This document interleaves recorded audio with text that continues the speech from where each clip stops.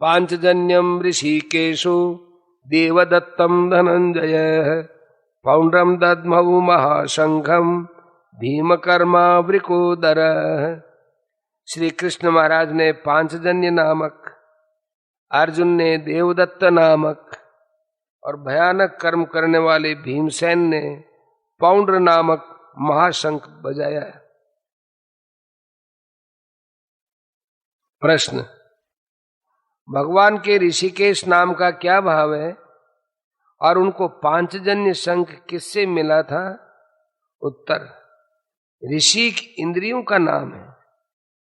इनके स्वामी को ऋषिकेश कहते हैं तथा हर्ष, सुख और सुखमय ऐश्वर्य के निधान को ऋषिकेश कहते हैं।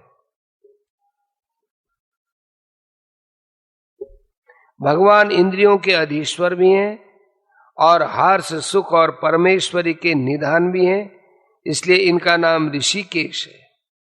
पंचजन नामक शंख रूपधारी एक दैत्य को मारकर भगवान ने उसे शंख रूप से स्वीकार किया था, इससे उस शंख का नाम पांचजन्य हो गया। प्रश्न, अर्जुन का धनंजय नाम क्यों पड़ा और उन्होंने देवदत्त शंख कहां से प्राप्त किया? उत्तर, राजसूय यज्ञ के समय अर्जुन ने बहुत से राजाओं को जीतकर अपार धन लिया था। इस कारण उनका नाम धनंजय हो गया और देवदत्त नामक शंख इनको निवात कवचादि दैत्यों के साथ युद्ध करते समय इंद्र ने दिया था। इस शंख का शब्द इतना भयंकर होता था कि उसे सुनकर शत्रुओं की सेना दहल जाती थी। प्रश्न, भीमसेन के भीमकर्मा और वृकोदर नाम कैसे पड़े और उन्हें पौंड्र नामक शंख को महाशंख क्यों बतलाया गया? उत्तर, भीमसेन बड़े भारी बलवान थे। उनके कर्म ऐसे भयानक होते थे कि देखने सुनने वाले लोगों के मन में अत्यंत भय उत्पन्न हो जाता था, इसलिए ये भीमकर्मा कहलाने लगे। इनके भोजन का परिमाण बहुत अधिक होता था और उसे पचाने की भी इनमें बड़ी बड़ी शक्ति थी, इसलिए इन्हें वृकोदर कहते थे। इनका शंख बहुत बड़े आकार का था और उससे बड़ा भारी शब्द होता था, इसलिए इसे महाशंख कहा गया है। अनंत विजयम राजा कुंती पुत्रो युधिष्ठिर नकुल सहदेवश्च सुघोष मणिपुष्पकौ।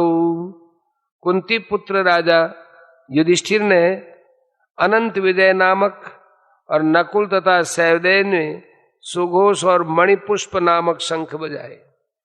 प्रश्न, युधिष्ठिर को कुंती पुत्र और राजा ये कहने का क्या अभिप्राय है? उत्तर, महाराज पांडु के 5 पुत्रों में युधिष्ठिर, भीम और अर्जुन तो कुंती से उत्पन्न हुए थे और नकुल तथा सहदेव माद्री से पैदा हुए थे।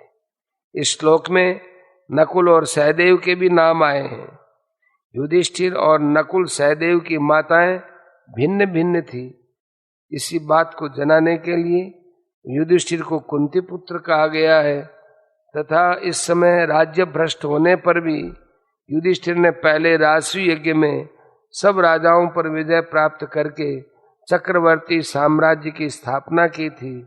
संजय को विश्वास है कि आगे चलकर वे ही राजा होंगे और इस समय में भी उनके शरीर में समस्त राज चिन्ह विद्यमान है, इसलिए इनको राजा कहा गया है। काश्यश्च परमेश्वास शिखंडी च महारथ धृष्टद्युम्नो विराटश्च सात्यकिश्च पराजितः द्रुपदो द्रौपदेयाश्च सर्वशः पृथिवीपते सौभद्रश्च महाबाहु शंखान् दद्मुः पृथक पृथक। श्रेष्ठ धनुष वाले काशीराज और महारथी शिखंडी एवं धृष्टद्युम्न तथा राजा विराट और अजेय सात्यकी, राजा द्रुपद और द्रौपदी के 5 पुत्र और बड़ी भुजा वाले सुभद्रा पुत्र अभिमन्यु, इन सभी ने हे राजन सब ओर से अलग अलग शंख बजाए। प्रश्न, काशीराज, धृष्टद्युम्न, विराट, सात्यकी, द्रुपद तथा द्रौपदी के 5 पुत्र और अभिमन्यु का तो परिचय पहले प्रासंगिक रूप में मिल चुका है। शिखंडी कौन थे और इनकी उत्पत्ति कैसे हुई थी? उत्तर, शिखंडी और धृष्टद्युम्न दोनों ही राजा द्रुपद के पुत्र थे। शिखंडी बड़े थे, धृष्टद्युम्न छोटे थे। पहले जब राजा द्रुपद के कोई संतान नहीं थी, तब उन्होंने संतान के लिए आशुतोष भगवान शंकर की उपासना की थी। भगवान शिव जी के प्रसन्न होने पर राजा ने उनसे संतान की याचना की। तब शिव जी ने कहा, तुम्हें एक कन्या प्राप्त होगी। राजा द्रुपद बोले, भगवान मैं कन्या तो नहीं चाहता, मुझे तो पुत्र चाहिए। इस पर शिव जी ने कहा, वह कन्या ही आगे चलकर पुत्र रूप में परिणित हो जाएगी। इस वरदान के फलस्वरूप राजा द्रुपद के घर कन्या उत्पन्न हुई। राजा को भगवान शिव के वचनों पर पूरा विश्वास था, इसलिए उन्होंने उस पुत्र के रूप में प्रसिद्ध किया। रानी ने भी कन्या को सबसे छिपाकर असली बात किसी पर प्रकट नहीं होने दी। उस कन्या का नाम भी मर्दों का सा शिखंडी रखा और उसे राजकुमारों की सी पोशाक पहनाकर यथाक्रम विधि पूर्वक विद्या अध्ययन करवाया। समय पर दशारण देश के राजा हिरण्यवर्मा की कन्या से उसका विवाह हो गया। हिरण्यवर्मा की कन्या जब ससुराल गई, तब उसे पता चला कि शिखंडी पुरुष नहीं है, स्त्री है।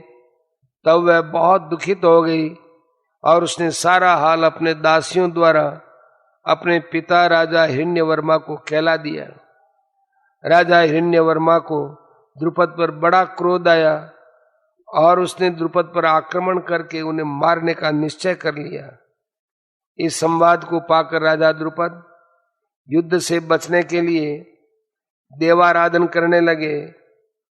इधर पुरुष वेशधारी उस कन्या को अपने कारण पिता पर इतनी भयानक विपत्ति आई देखकर बड़ा दुख हुआ और वह प्राण त्याग का निश्चय करके चुपचाप घर से निकल गई।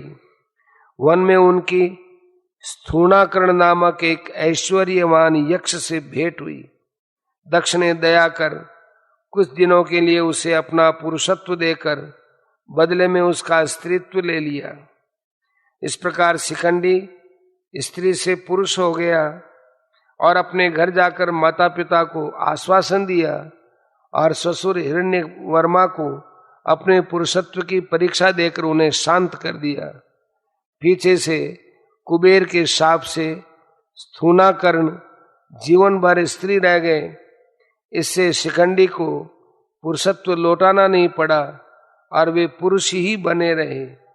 भीष्म पितामह को यह इतिहास मालूम था, इसी से वे उन पर शस्त्र प्रहार नहीं करते थे। वे शिखंडी भी बड़े शूरवीर महावीर योद्धा थे। इन्हीं को आगे करके अर्जुन ने पितामह भीष्म को मारा था। प्रश्न, इन सभी ने अलग अलग शंख बजाए, इस कथन में कोई खास बात है? उत्तर, सर्वशः पद के द्वारा संजय ये बतलाना चाहते हैं कि श्री कृष्ण 5 पांडव और काशीराज आदि प्रधान योद्धाओं के जिनके नाम लिए गए हैं, अतिरिक्त पांडु सेना में जितने भी रथी महारथी और अतिरथी वीर हैं, सभी ने अपने अपने शंख बजाए। यही खास बात है।